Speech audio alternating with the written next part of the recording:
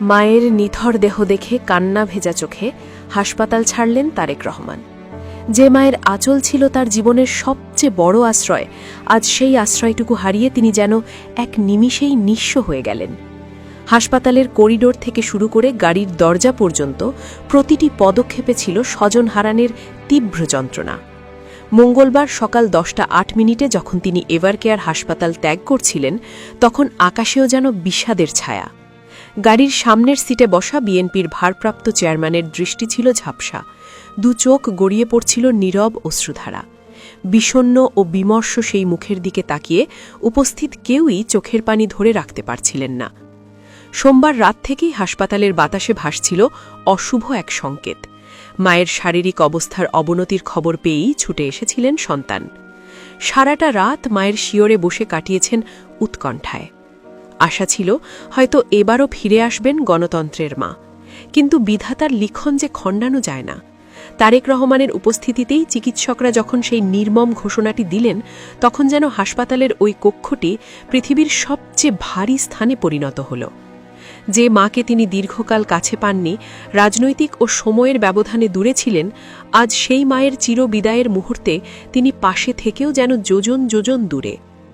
মায়ের নিথর মুখের দিকে তাকিয়ে তিনি হয়তো খুঁজছিলেন শৈশবের সেই মমতাময় স্পর্শ, যা আর কখনোই ফিরে পাওয়া যাবে না।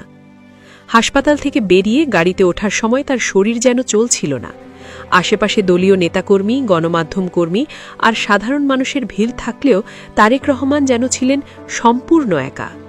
তার বিমর্ষ অবয়ব বলে দিচ্ছিল এই ক্ষতি হৃদয়ের গভীরতম স্থানের।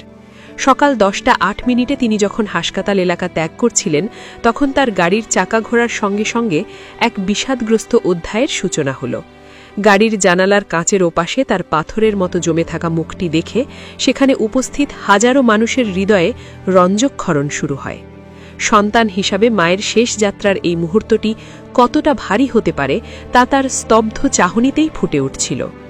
এর আগে মঙ্গলবার সকাল 6টায় শেষ নিঃশ্বাস ত্যাগ করেন বিএনপির চেয়ারপারসন ও 3 বারের সাবেক প্রধানমন্ত্রী বেগম খালেদা জিয়া।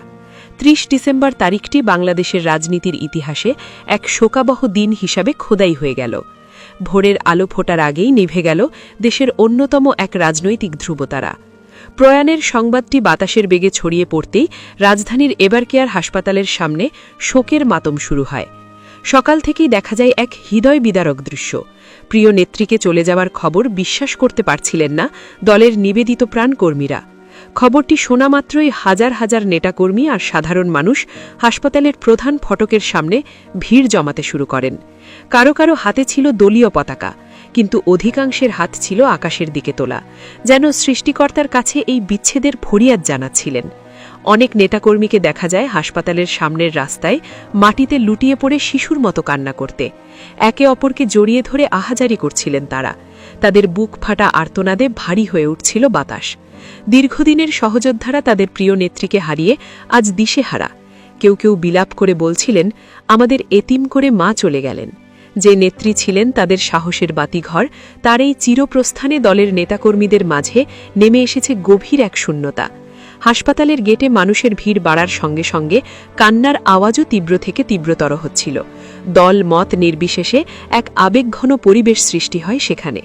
মায়ের প্রয়াণে সন্তানের পৃথিবী যেমন শূন্য হয়ে যায়, আজ এভারকেয়ারের সামনে উপস্থিত হাজারো মানুষের কান্না দেখে মনে হচ্ছিল তারা প্রত্যেকেই আজ মাতৃহারা।